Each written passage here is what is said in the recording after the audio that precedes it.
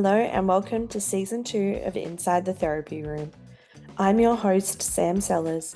I'm a registered therapist, a wife, and a fur mama, and I'm passionate about breaking down the barriers and stigma attached to therapy.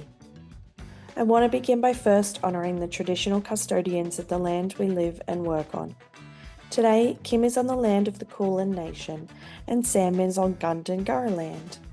We pay our respects to the elders past, present, and emerging, for they hold the memories, the traditions, and cultures of our First Nations people. We must always remember that the land below our feet is, was, and always will be Aboriginal land. As you may notice, this season has more than the usual 10 episodes. That's because Inside the Therapy Room is finishing up. But don't worry, there are still 2 more episodes to come after this.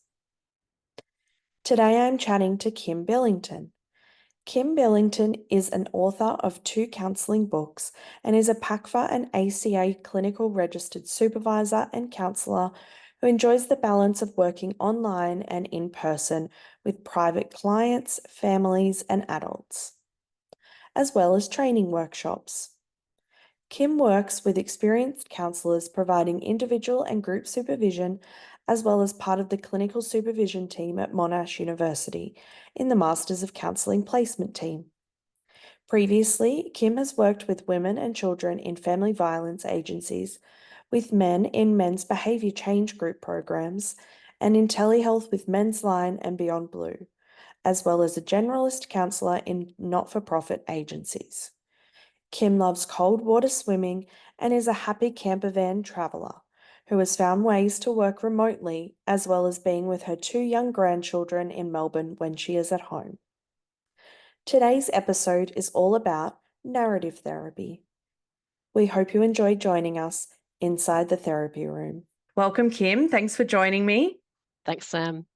I specifically, as you know, wanted to find a narrative therapist for this season because by the time this airs, but at the time of recording, I'm actually about to launch another podcast that's very centered around storytelling. And so I am big on the power of story and rewriting a story and that sort of thing. So I really wanted a narrative therapist for this season of Inside the Therapy Room. So thank you for joining me. So I'm excited about this episode.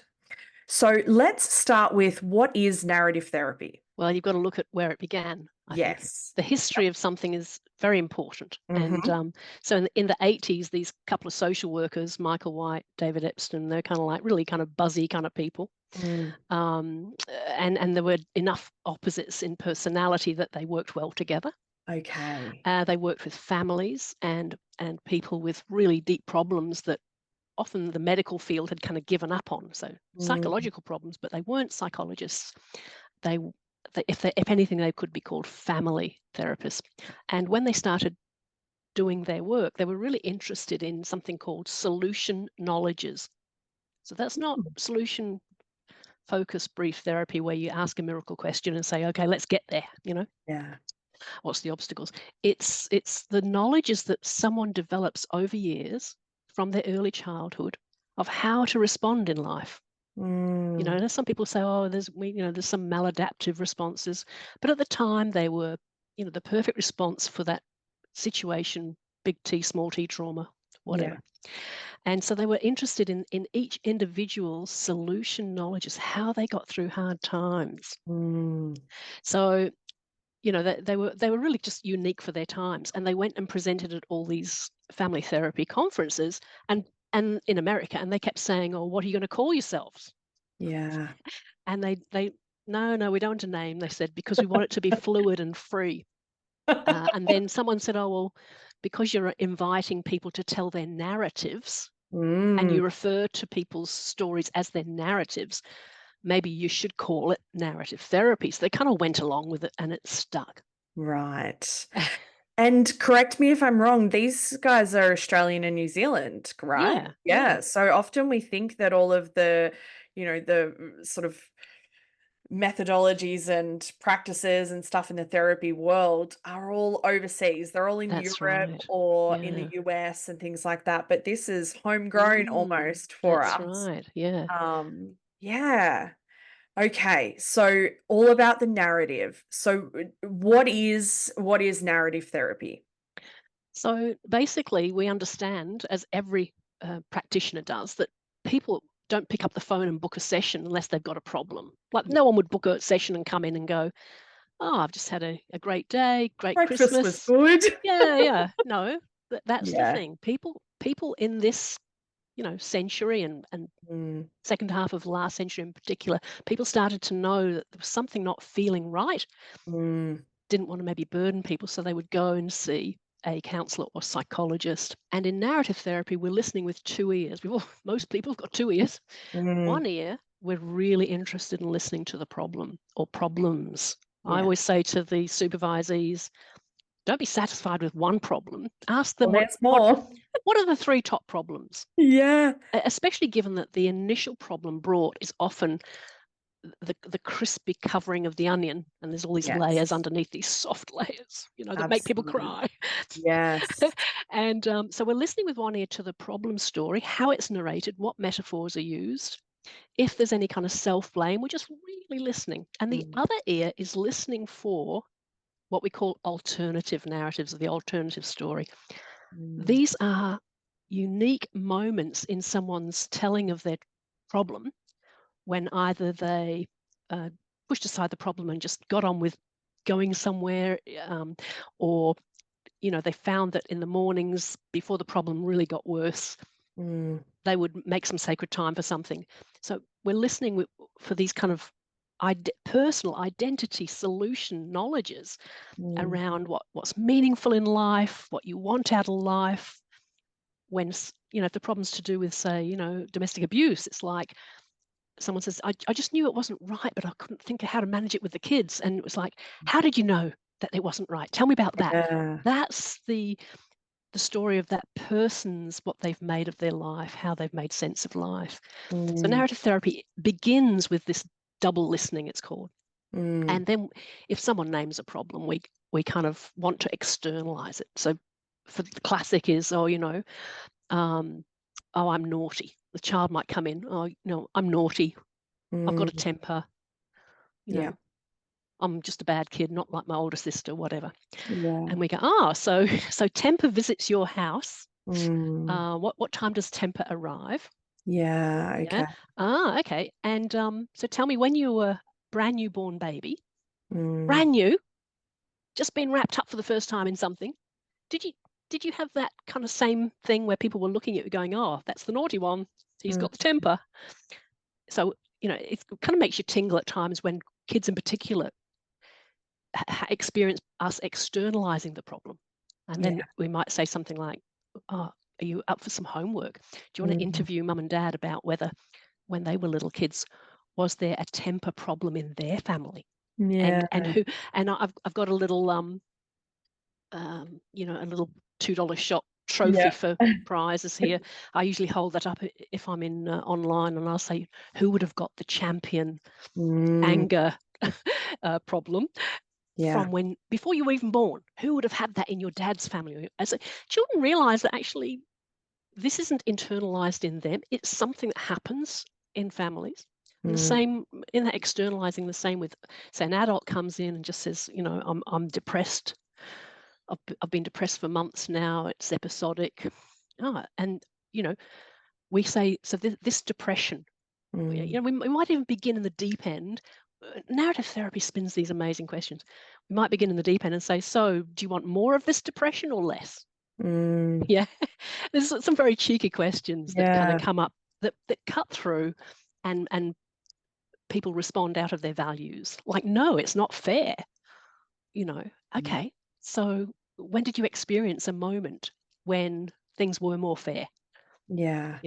That kind of thing. When did depression come knocking on your door? Were you 8, 10, 15? Because actually that's the kind of age. So Mm, again, solution focused therapy. People are always saying, oh, narrative therapy, that's like solution focused therapy. But solution focused therapy isn't interested in lingering or loitering no. with intent Mm, in the early years experiences and the arrival of problems, Mm, like anxiety, I always say, it would tell me what happened in kinder. Do you remember when your mum dropped you off or whatever? You know, it's yeah. and it's not going to get dragged down into the trauma story. In fact, we definitely, if there's been a big T trauma, we don't go into that. We say, how did you respond to that? Mm, That happened to you on that. Should we call it the terrible Saturday night? yeah. Should we give it a name, externalize it? So on that terrible Saturday night, what was feeling in here? Did you feel that this is wrong? Mm, Were you angered by something that happened around that? What was going on for you? What was your response to that? And again, people come up with these value laden actions they took. Michael White said there's um, no one is a passive recipient of abuse, right? mm, So given that, in narrative therapy, we're really curious, in what way did they try and stop it? Did yeah. they just know it wasn't right? Yeah. Um, Even if it's just a feeling. Absolutely, Yeah. yeah. And Yeah. that got that example of an adult who said to me, when the abuser was in the house, so it was a family member that visited, that she would stand behind the sofa when everyone was watching the TV and pull her tongue out at that person. So the back of the Mm, heads, everyone's watching TV, and she would pull her tongue out and then walk out of the room. And that was her right. way of saying to herself, Yeah. I don't like that. I don't Yeah. like this person coming doing that. So that's what we're after, and that gives people dignity, that they didn't do nothing. Absolutely. It's a really strengths-based, non-blaming Oh yeah, approach, right? Like, absolutely, yeah, I hear often when people talk about narrative therapy, that the problem is the problem, the person is never the problem. that's And right. so it's that separating of and being able to um, not absorb what's going on around you or what may have been done to you without consent or control, in a way that, gets to explore the juicy inner layers of that Yeah, onion. and Because, and and yeah. and new counsellors, because I also am a part of the training system at Monash for the new Masters of Counselling Mm, students on their placements, and new counsellors, they might have read Carl Rogers till the cows come home, yes. but they're not yet, s- you know, strengthened in the non-judgmental, Mm, unconditional, positive regard. yeah. Even if they don't come out with something, they will say to me in supervision, why don't they just da da da da? I say, oh, Mm, excuse me, that word just, write that down. Every yes. time that pops out of your mouth or comes into your head, that means you can't imagine what it's like for that person. Like someone that's a smoker, people will say, oh, why don't they just stop buying them? Yeah. That Yep. word just, and Mm, it's the same with shoulds and oughts. And people say, oh, I have to go and mm, see my mom. Well, hang on, you choose to, you know. yeah. So we kind of like, in narrative therapy, we're attending to how people tell their narratives, because they can tell it in a way that makes them feel Mm, powerless, like, oh, I just have to go and go along with that. Um, Whereas if they agree that it's possible to say, well, actually I am choosing that, mm, we say, okay, tell me three things that make you feel this is the right thing for you at this time of your life. yeah. And I'll often look at my phone, and I'll say, it's 10:44 on the Mm, 10th of January 2024. Right now, it feels that that's the choice you're making for what, come up with three reasons that align with your values. And they might say, because my mum used to change my nappies, and I'm needing to visit her, whatever it is. yeah. So there's definitely no blame about anything, but we definitely avoiding even praise in narrative therapy. It's a big no-no. You never say, oh, well done, wow. Okay. We say, I'm really curious, how did you do it? What were the steps you took to achieve that? Mm. So it's inner strengths based as opposed to outer strengths based. Yeah, and client's Uh, the expert. That's the yeah. another underlying thing, the Yeah. client's the expert. What drew you to narrative therapy? Well, when I was in year 12, my mum was actually studying psychology. So I was studying my year 12 things on the balcony in WA on a beanbag, and she was next to me on a beanbag Yeah. studying all her, psychology texts, and she had little audio cassettes of Frank Farelli, a radical Right. psychologist, amazing guy, and Milton Erickson with all his storytelling and things. Yeah. And so, and I'd read through all her, then back in the day, they printed every article then. And so I'd be, put aside my physics and chemistry and look at her things. And so right from there, I just loved it. It was a good fit. When you get that jigsaw piece and you think, I wonder if that fits in the sky. There's one little Yeah. gap and you kind of put it in it. It goes, oh, yes. It's Just had that satisfying. Yeah. comfortable thing. So after I'd done a few other careers, Mhm. in about 2006, I was working in a country town, and I was working with parents at Mm. the local council, helping them manage children's problems. Yeah. And my manager was a narrative therapist. And Ah. she worked with clients, and she said to me after I'd been there just a little while, she said, "Oh, I've got a final session with one of my clients, Mm. and I do something called an outsider witness practice for that last session. I can train you up a bit on it. Would you be willing?" So I said, "Yeah, great." So my role was to sit in while she and her client, or often it was a parent and child, but they had their final little summary of how Mm. it'd been and what they'd achieved and what were the difficult parts, and Yeah.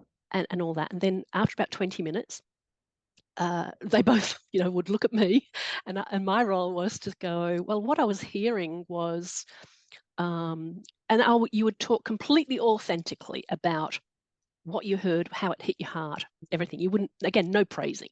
Yeah. It was like, oh, when, you said that, my heart just kind of like, oh, it really got me. It was Okay. heart wrenching that you'd experienced that, but then you decided to come and get the support, and then my heart kind of softened, and then I would do my somatic thing. I'm a bit of a Mm. somatic psychotherapist as well, but so she introduced me to narrative approaches bit by bit, and then I said, look, I think I want to do a Mm. degree in narrative therapy. And she said, great, because whatever you start with, whatever degree you go and do to start with, that's your default. Yeah. So when you're tired on a Friday morning with your client, you'll default to Yeah. whatever was the very first Mm. theoretical modality that you were trained in. Yeah. So I went down to the Bouverie Centre at La Trobe University, had a little centre called the Bouverie Centre, and I did this grad cert narrative therapy in about 2008. Yeah. And then, a couple of years later, did my master's of counselling just at another university. And then I think it was 2015, I did my master's in narrative therapy. Mm. Because if you're not practicing it, if you don't work with colleagues that practice it and you're kind of like in that kind of thing, it's not actually an intuitive thing. It's not as simple as the Carl Rogers Yeah. approach. Okay. There's a lot of technical things with all the horrible jargon that goes along with it, like there's something called remembering. It's one of Mm. my most favorite techniques to use, and they spell it like re-membering, like it's that kind Ah. of thing. It's Okay. like the jargon will do your head in if you were Right. starting to go and learn narrative therapy. But it doesn't matter what the name is. What happens is, we're talking to someone, and again, we're interested in, is there someone in your life who first saw that you were struggling with this problem? Mm. We can call it the ADHD problem. Was there someone when you were a little kid who, maybe it's a family member, maybe it was a teacher, maybe it's a friend or a sibling, parent, I don't know. Mm. Was there someone that kind of just got it that you were struggling with a problem that was Yeah. different from other people's problems? And people will often say, even adults will often say things like, oh, yeah, no, yeah, it was my grandma. Oh, Mm. and I'll say, what's her name? Yeah. Marjorie. Is she still alive? No. Okay, well, look, I wonder would you be open to Marjorie sitting here Mm. using the Gestalt empty chairs? Yeah. Would you be open to Marjorie sitting here and we can have a chat to her? Yeah. And they say, okay. It doesn't matter if it's online or in person. And I'll say, oh, Marjorie, I say, you've been eavesdropping, you know. Rude. And I say, oh, what's it like for you to know that, Shannon still Mm. remembers there was a certain look or gesture or something that you communicated to her that made her feel that she was valued and loved and not a problem? How does that make you feel? And then I turn back to Shannon and say, what would she say? Yeah. What do you So I, hear? I don't speak for the Mm, family member. And she'll say, oh, she was just my grandma would have said, she's just a sweet one. She's so yeah. kind. And Yeah. I'll say, oh my gosh. And then we might have a back and forward, but that's remembering. We're bringing someone from the membership of the club of people who love us. We're Mm, bringing them back, remembering into our little membership. mm. I mean, it just sounds like I am not one for. I remember studying Gestalt when I was training, and I was like, it's all right. Um, I mean, every methodology has its pros and cons, but the way that it sounds like it integrates with narrative therapy almost brings out the beauty in what can be a really awkward, weird exercise for people in the room. Yeah, yeah. So to Yeah, me, narrative therapy is all about love. Now, yeah, Michael White and David Epstein wouldn't have spoken like that in the 80s because, yeah. the last thing they would have wanted to do to advance this new therapeutic way of working would be to be considered hippies, Yeah, Although they both looked a bit like that, I must say. I yeah, think in essence, and they never used the word spirit or yeah. spiritual. They're very careful to fit in because it was a difficult time. But really, the more I work with narrative therapy, the more I realize it's about love. In that moment, listening to the client, I love them. I've got a grandson and a Yeah, granddaughter, but I've got a grandson who's 5. And the way I love him when he's with me, he spends weekends with me, we go camping and stuff. The yeah, way I'm with him, I'm just with him, not yeah. looking at my phone, Mm, out in nature or playing games or whatever it is. I'm with it. I'm like that with my clients. Now, how did I learn that? Because in the training videos, in the training in narrative therapy, that's what we witnessed. mm. David Epstein and Michael White were in a love bubble with their clients. Yeah, it's like just presence, like what being present is so undervalued, I think, in Yeah, general. And, I will always say to my clients, 80% of what happens in this room is about how we relate to one another.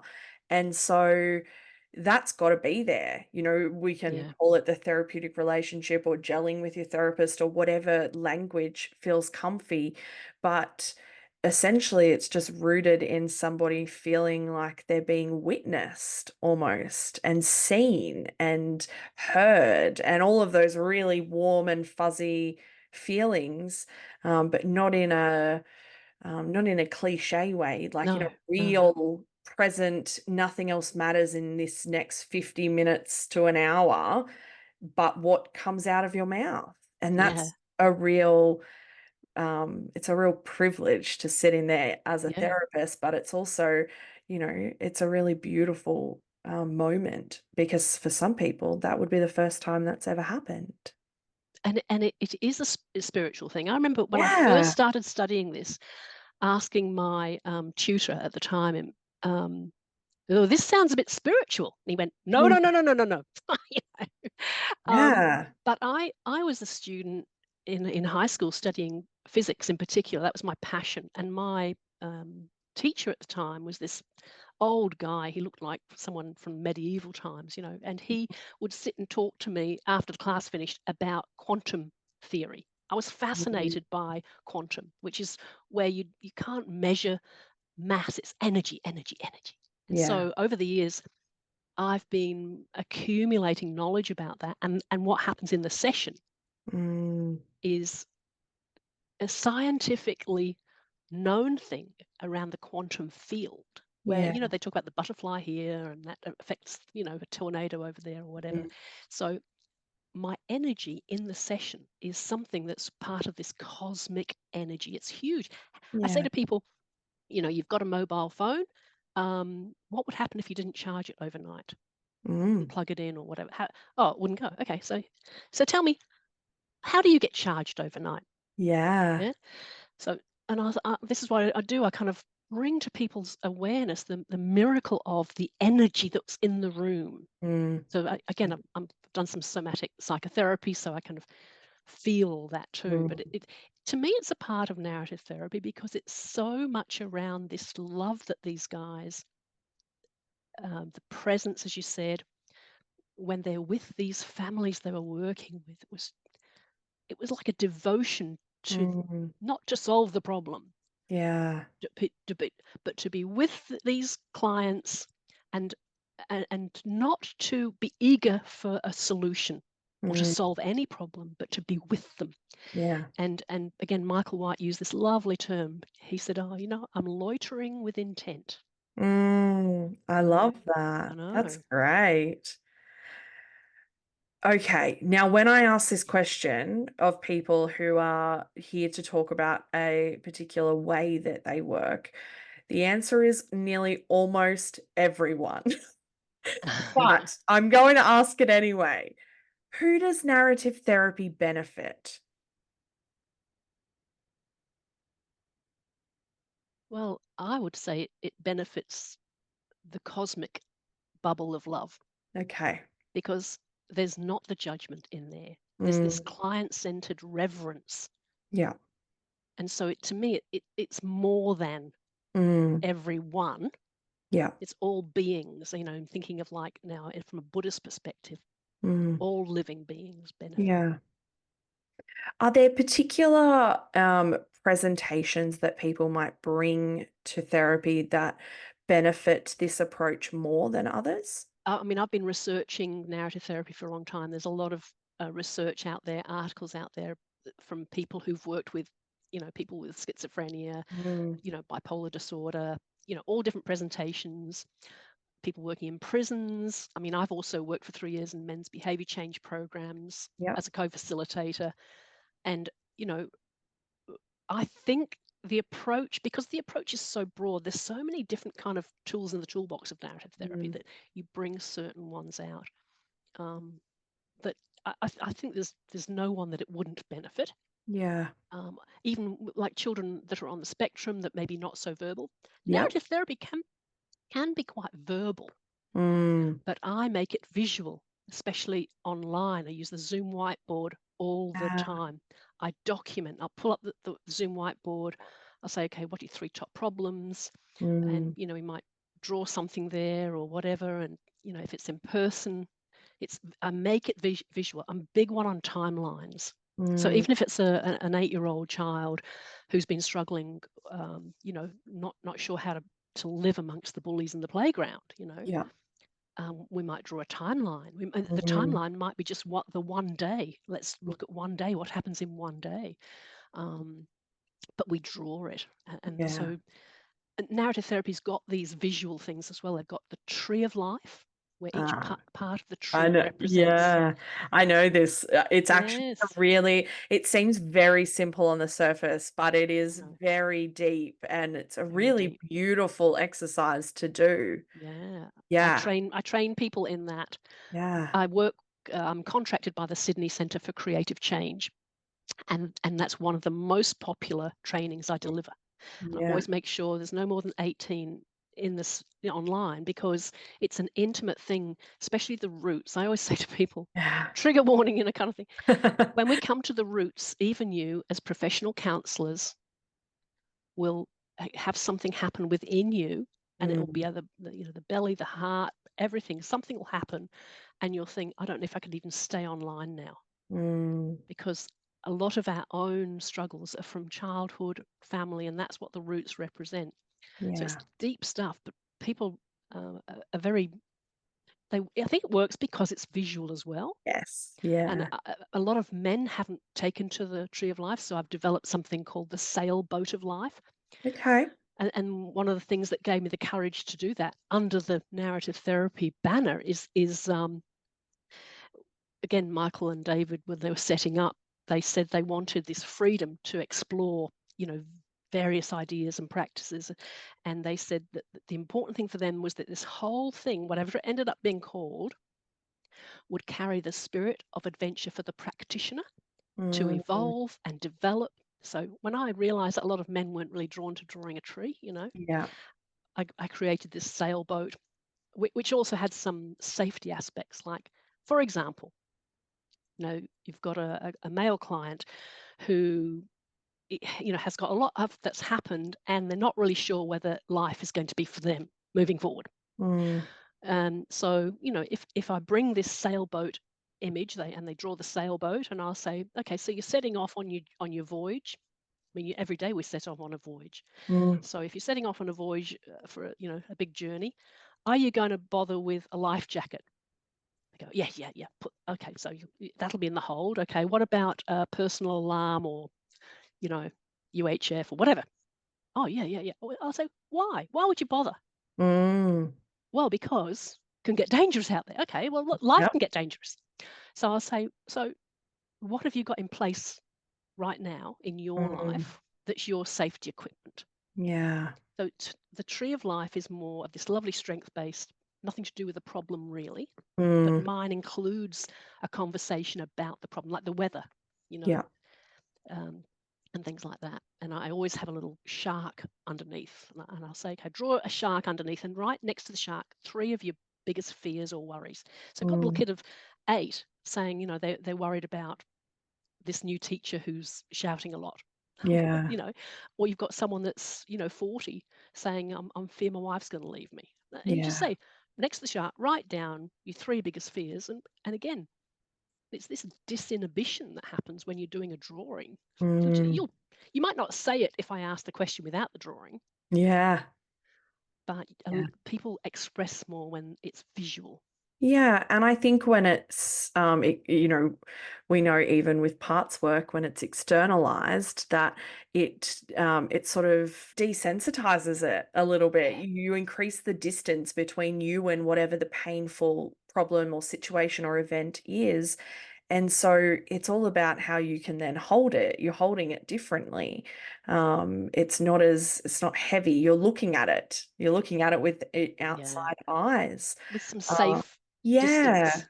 Yeah, absolutely. And in narrative therapy, we call it repositioning. So we Mm. invite the client to reposition Yeah. spatially, so to speak, and they sit with us looking at the problem. Yeah. And we might even say, let's put this problem under the spotlight. Yeah. Yeah. I will always say to my clients, what lens are you looking at it from? And Mm, it's the same, like it's a similar sort of thing. Even when I'm working yeah, with a couple, I'll go, the tree is still a tree. You're just looking at it from different angles, right? So let's just yeah, explore the angle that you're looking at it yeah, from. Um, I I will say though, if you drew a shark under my sailboat, one of the fears would have been the shark. So, yeah, um, but I think, and you've already sort of started to give a really great picture of what narrative therapy looks like in the room. Does that look different? For different presentations or problems, or we still sort of using the same techniques with yeah. different Using people? the same look, if it's a couple and they come in and they say, oh, look, he criticizes me all the time. Mm. We can say, so how is criticism injuring, hurting this relationship? Yeah. Or a child's coming in after there's been a trauma with anxiety come the evening because the trauma had happened in the evening. So after dinner, the Mm. child, I'm picturing this 8-year-old client I had, Yeah. and the incident that the parents were also traumatized. They called it the night of terror, and Mm. this 8-year-old said, "Oh no, no, no! It was the night of the great escape because we got away." Oh, right, Oh, So we found a name that wasn't just experience near. It was an yeah. uplifting name, and so and again he worked with me and his parents and stuff like that. And what he really wanted was to have some kind of happiness at home because Mm. this problem had robbed him of some happiness, and he'd been left with the worries. So he and I worked with a few ideas, parents helped, and then at the end of our work together, um, and again, I was talking to you a bit earlier about there's no such thing as termination of your work Yeah. with client. it goes on forever. I know from time to Mm, time, not that this child would be thinking of me mm, personally, but would yeah. know that he went to see someone and the problem changed shape and Very. looked different. And on that last session, they came in and he said that his happiness at home had increased from 6 out of 10 to 9 out of 10, and Oh, he said the worries were only a whisper. oh, what a beautiful picture. I know, I know. Oh, So all this language, see, it's unusual language, isn't it? yeah. But kids get it. Kids are really, Absolutely. Yeah, and I wonder whether I often will talk about the fact that the older we get, unless we actually use the left side of our brain, that emotional, imaginative, creative side of our brain, we fall into the trap of trying to reason and logic our way out of things, and that just is not always the best solution. yeah. Sometimes it's not a solution at all.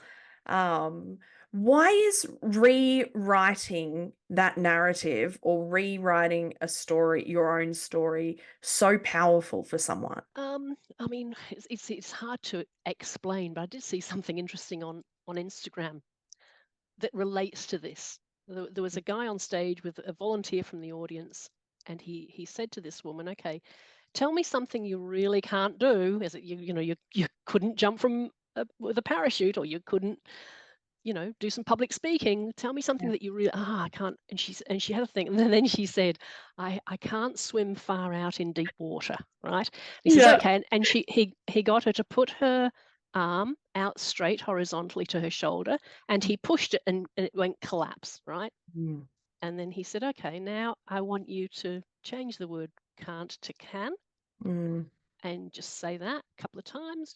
I can swim out into deep water. I can swim out, and put your arm up again." And it was immovable. mm, Now, that's to me is an example of the power of the words we tell ourselves. yeah. And so people might feel like they're a failure. People often come to counseling because they feel like a failure, they feel guilty about something or Mm, ashamed, blame themselves. But the thing is, they with narrative therapy, they come to this point where they've discovered these unique, sparkling attributes that they've been nurturing. They mm, discover what's important to them, and we help them weave that into the fabric of their identity. yeah. And that shifts because they realize, and they straight away shame lifts with kids, Mm, adults. That's the thing with narrative therapy. Shame just goes poof, yeah. might come back again. We Yeah. work on it again, but it's people can go when they tell their Mm. narrative from a strength-based identity, what's important to them, values, perspective. Yeah, I think it just like it makes me think of Gabor Mate's compassionate inquiry, where Oh it's yeah. about shifting that, you are the best person to help you. Why use negative self-talk? Why are we not using self-compassion? And obviously he does that in a much more gentle way than I just did. But Yeah. it's so much about, the things that we say to ourselves because we often will say, oh, I would never tell somebody else that. I would never do that. Okay, well, why do we say it to ourselves? And so I guess it's engaging that self-compassion part of ourselves Mm, as in trusting that we are the best person, that we have all of the inner strength and skills and abilities already there. yeah. It's just about activating it. Yeah. Um, okay, this is my favorite part of the episode, which is what myth are we smashing about narrative therapy? Well, I mean, for me, it's the way narrative therapists respond to any problem that's discussed or anything that comes up in a session. So if Mm, you if you think about a problem, you could have 12 different people with 12 different modalities sitting in a circle, and there's this problem that the client has in the middle. mm, And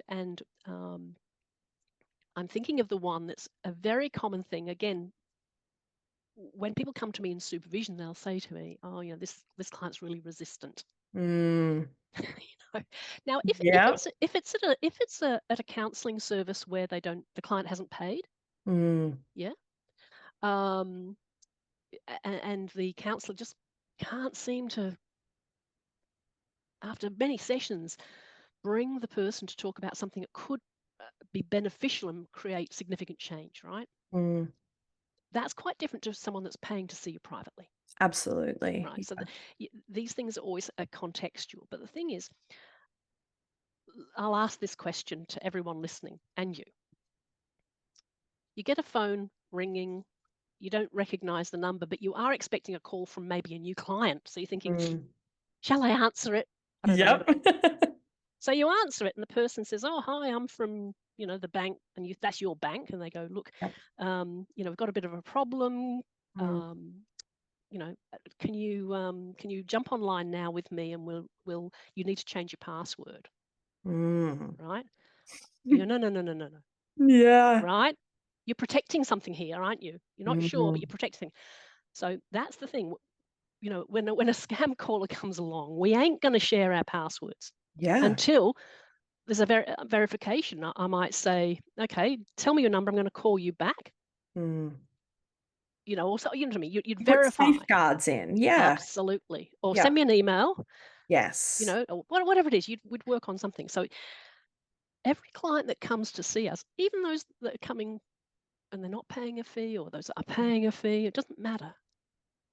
Even if it's in a couple, people often say, "Oh, the wife's really this, but the husband's Mm. guarded and resistant." It's like, hang on. You know what they're doing is something's happening somatically in them, and they're protecting that by Yeah. holding back, feeling safe. Yes, it might be some maladaptive thing from childhood. Mm. Shut up or you'll get in trouble, or Yeah. you'll be judged if you say this, or if you cry, you'll be seen as. Mm. So whenever a client isn't doing what we want them to do, open up. Yeah. That's our job.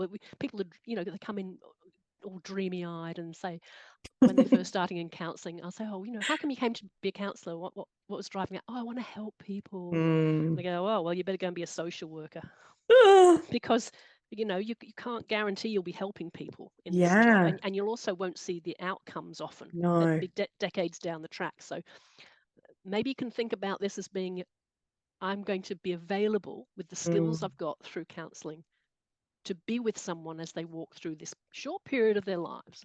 But Yeah. yeah, so again, it's this whole thing of, um, we can judge it when the client doesn't give us something we know we think might help, or we want. So Mm. again, for me, and again, this is a real narrative therapy thing. There's no way we would internalize a word like a resistant client. We Mm. would we would say in supervision, we'd go, "Oh,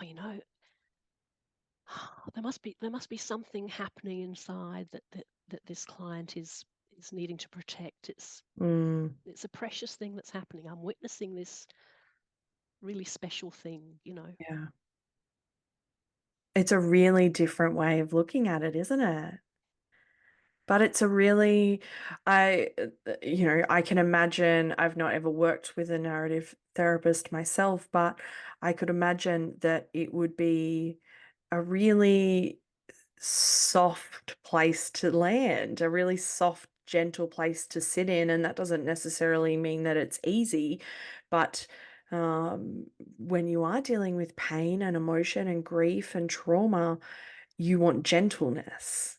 You want gentleness, because sometimes that's really difficult. And it is, I um, work with religious trauma. And so I know full well, even personally, about the impact of indoctrination. And so it sometimes is a default setting that has been almost like a pre-programmed in like a computer system. It's already there. When you get your phone and there's already Yes. apps on there and you're like, what is this? Why do I need this? What purpose is this? Yeah.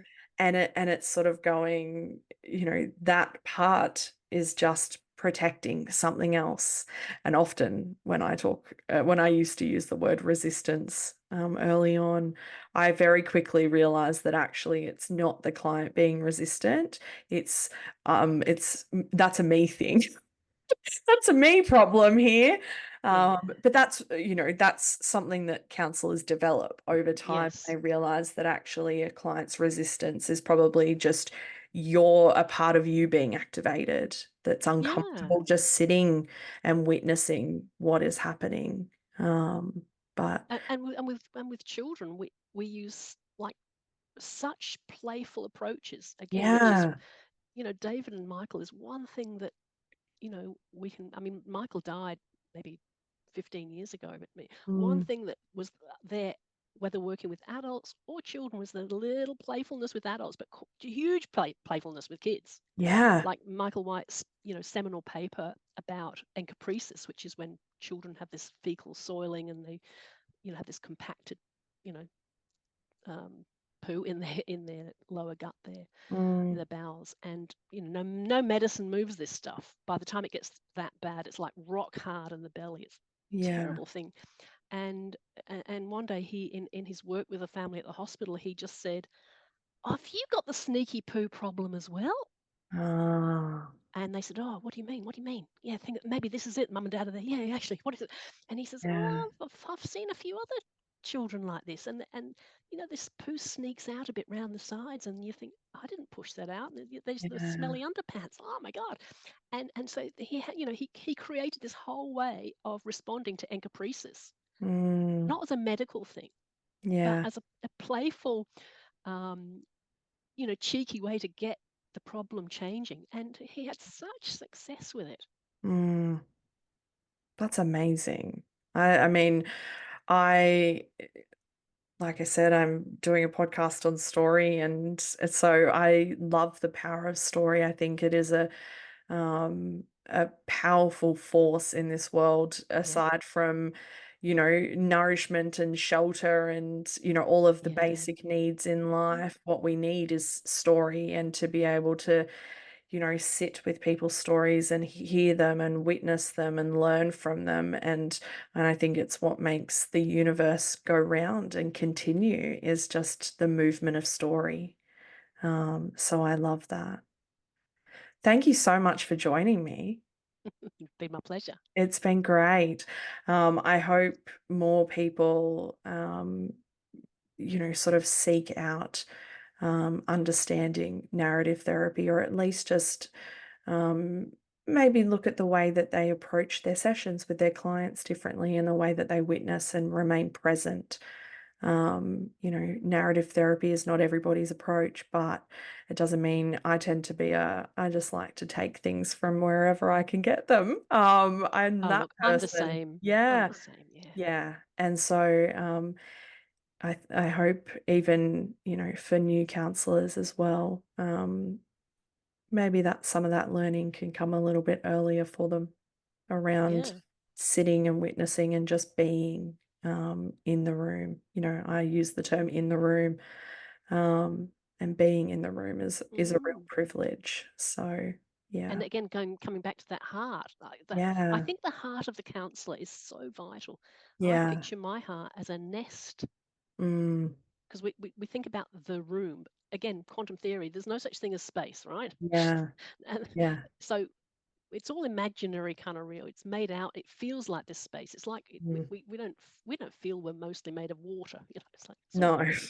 But if you put your hand on your heart and think, my heart's a nest to hold that client. yeah, That's, to me, that's what it's about. It's mm, activating the heart, and that ticks the box with Carl Rogers, mm, Eugene Gendlin, you know, who he did that focusing work. He yeah, and Carl Rogers were buddies, which led to the somatic psychotherapy, which is mm, huge, yes, massive, and it's this heart. This is an yeah. organ that's still developing in us. Beautiful approach, and a non-pathologizing approach, which is what we want, I think. So thank you. It's been wonderful. Thanks, Sam. We hope you enjoyed joining us inside the therapy room. Thanks for listening.